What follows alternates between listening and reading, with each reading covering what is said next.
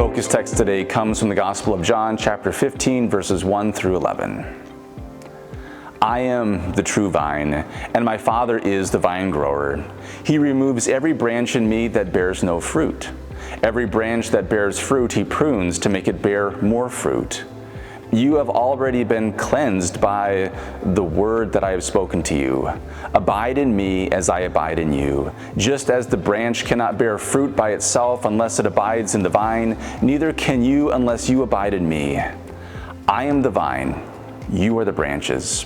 Those who abide in me and I in them bear much fruit, because apart from me you can do nothing. Whoever does not abide in me is thrown away like a branch and withers. Such branches are gathered, thrown into the fire, and burned.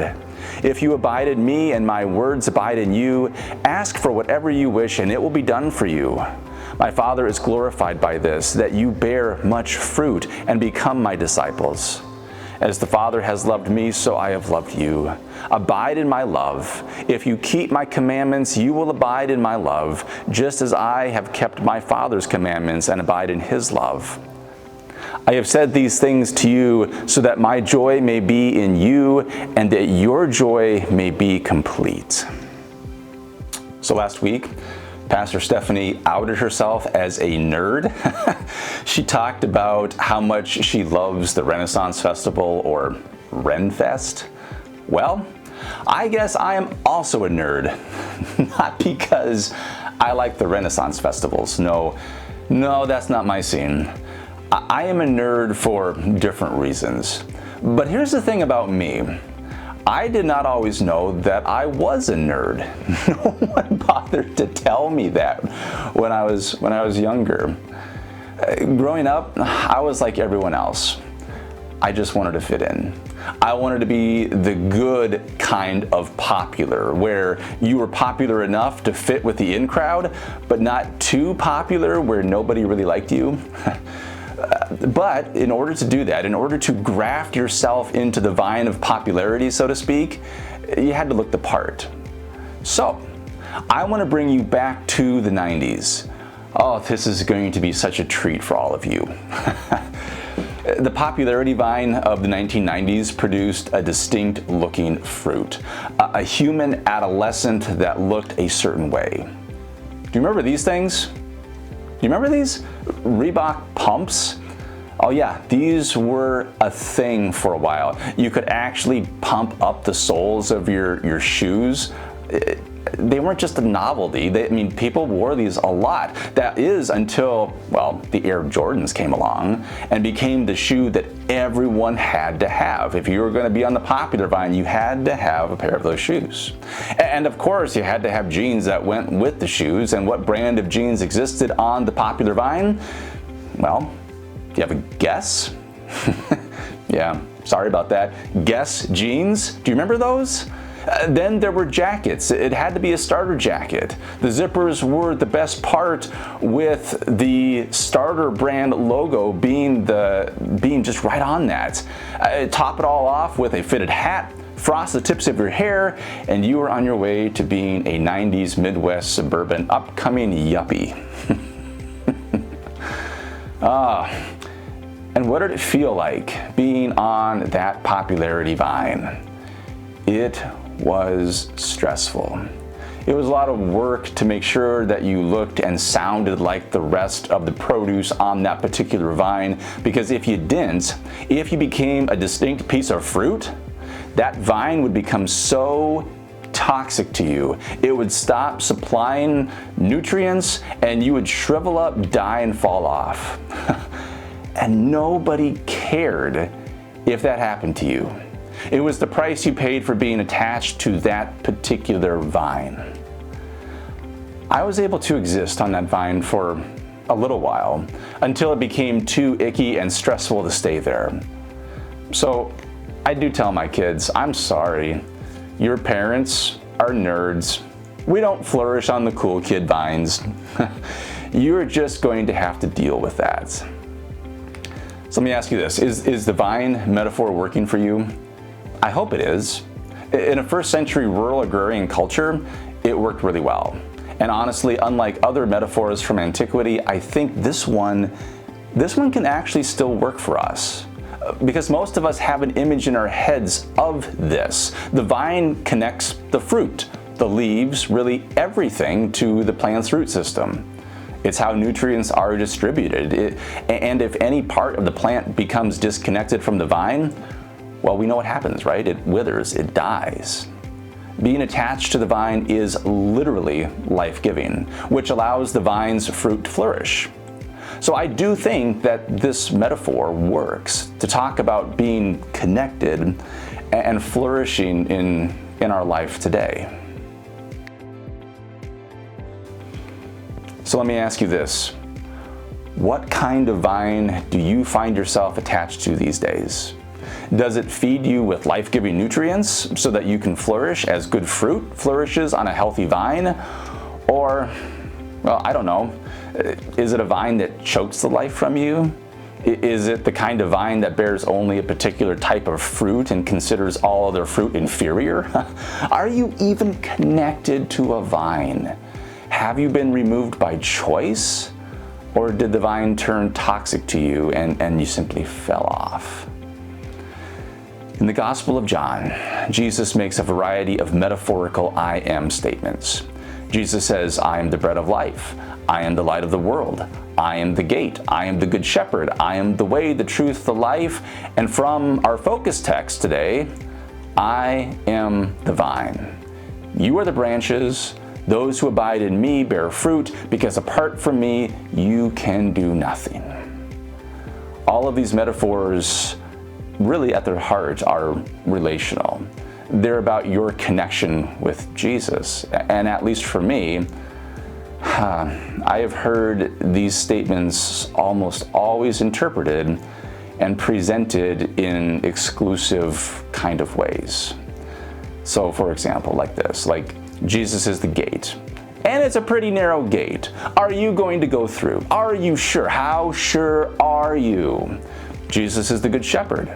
Are you a part of his flock? One of his sheep? Because if you're not, well then, I guess that's too bad for you. Jesus is the vine, and as the metaphorical branch, the fruit, if you don't measure up, if you don't look like everyone else, if you're not good enough, well, you won't be attached to the branch much longer now, will you? And you don't want to be cut off and thrown on the ground. Nope, you don't want that. The solution to this way of thinking about these stories, at least when I was growing up, was education. There's been such an emphasis on correct belief and doctrine in religion as a whole, in Christianity in particular, that the way through the gate, the way to be part of the flock, the way to stay attached to the vine is understood to primarily involve having correct beliefs about Jesus, God, the Bible, or whatever else. So let me show you. This was part of our introduction today. A few years ago, someone, I'll keep anonymous, was going through their old boxes, doing some deep cleaning that we all need to do more of, honestly. And she came across actual tests when she was in middle school faith formation. She sent me pictures just to show me, and I thought they were absolutely great. I also had to do things like this. And with a 94%, boy, I am sure her score would be high enough to earn her a place on the vine where she could connect to Jesus. But what if you failed? I mean, I won't, again, knock this practice because it was part of the culture in faith communities. And I think there are elements of this that are really important still, but here's where I think it falls short.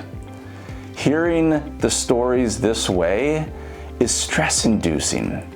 Oh, it feels like fear. There can be shame in not measuring up or letting someone down, and it reminds me so much of the cool kid vine I tried to attach myself to when I was young. It was an exclusive vine. Not everyone was welcome. Only certain kinds of fruit could flourish, and it ended up being toxic to me. It did. It wasn't life-giving. And if you only interpret or see the story in this light, as this exclusive text, as something just to know, that does not do much to help you flourish in life. So, may I offer another way of making sense of this powerful metaphor? I'll borrow an idea from Lisa Miller, a well-known clinical psychology professor, who discusses the time periods in life when humans are thrown into what she calls moments of spiritual awakening, or those times in life where one is really open and can have opportunities for spiritual growth. The first time really is young adulthood, when you have so many new experiences. Life is not as simple as you thought it was, and you're on this quest for purpose. What are you going to do that matters? The second is middle age, when you enter this moment of profound life review. You have lived half your life expectancy. What have you done? Where are you at? What is the next step? Where are you going? Did you take a misstep somewhere? Do you need to go back and look at that? You have time to correct things, but you don't have that much time. It's important to review. And the third is elderhood.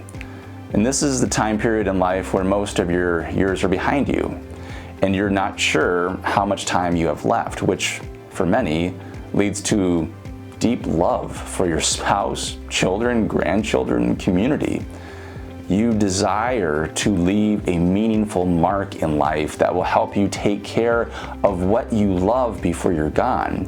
In each of these time periods, in these moments, there is a profound opportunity to grow and flourish. And it matters then what vine you are connected to. In John's gospel, when Jesus makes these I am statements like, I am the vine, John is absolutely saying that being connected to Jesus is life-giving, because the way of Jesus that points to God, the way of self-sacrificial love, is life-giving. It is a disposition and orientation that one has. Grace, compassion, and acceptance in God's eyes make it possible to see yourself as worthwhile and valued. God's love for you in creation leads one to care about the lives of others and creation itself, not just on an intellectual level, but this deep sense of feeling. Being connected to this vine is freeing. It does not make you feel shame or inadequacy. This vine bears different kinds of fruit and allows you to ask questions from a place of curiosity, not knowing where you are necessarily going, but that you go nonetheless with others, that you are connected to others and to a God who will never let you walk alone. I think this is what John is getting at. Don't get me wrong, a 94% on a faith formation test is not bad. That's great. Flip that up, put that on a fridge. But the vine that Jesus invites us to be connected to is so much more, and it's so much better than what you can know just in your head. On this vine, you can flourish. On this vine, you can walk through all of these different stages in life. On this vine, you can have life. This is the good news that we hear today. Thanks be to God for that. Amen.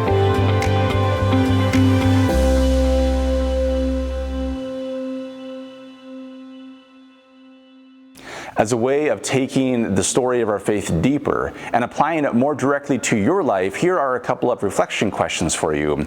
I would invite you to talk about these with a friend, journal about them, meditate on them, pray about them. However you use these for your benefits, I hope that you do, so that your life may benefit from the story of our faith. So question number 1, what vine are you connected to these days? Is it life-giving?